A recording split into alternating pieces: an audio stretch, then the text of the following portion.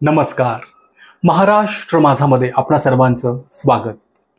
मंडळी, आपल्या धकाधकीच्या जीवनामध्ये प्रत्येक जण विरंगुळ्याचे 2 क्षण शोधण्यासाठी कुठेतरी फिरायला जायचा विचार करतो.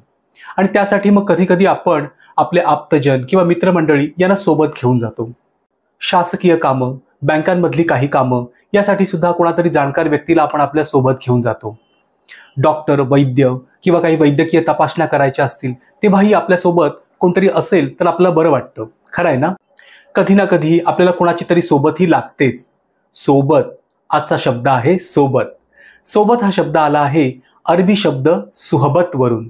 सुहबतचा अर्थ आहे साथ, संगत. आता हे शब्द आपण वापरतो, परंतु इतकेसे नाही. आपण कधीतरी म्हणतोही, जसं माझ्या कठीण काळामध्ये मला अमुक तमुकची साथ मिळाली, शास्त्रीय गाण्याच्या बैठकीला अमुक तमुक वादक हे साथ संगतीला होते, असं. परंतु सोबत हा शब्द आपण अधिक वापरतो. जसं माझ्या सोबतीला ये, मी तुझ्या सोबतीला येईन, आपण सोबत जाऊ, असं. या सोबतवरून आपण एक शब्दही बनवला आहे, तो म्हणजे सोबती. सोबती म्हणजे काय? तर साथी, सांगाती. संत तुकाराम महाराजांचा एक अभंग आहे बघा, जेथे जातो तेथे तू माझा सांगाती. येथे साक्षात विठ्ठलच त्यांचा साथी झालेला आहे, असं ते म्हणतायत. हा सोबती शब्द आपण स्नेही किंवा मित्र या अर्थानेही वापरतो, कारण आपले मित्र सुद्धा आपल्या सदैव संगतीला असतातच ना.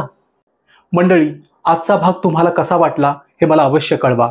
तुम्ही माझ्या वाहिनीचे सदस्य झाला नसाल तर तिचे सदस्य व्हा आणि ही वाहिनी अधिकाधिक लोकांपर्यंत पोहोचवा. जय महाराष्ट्र.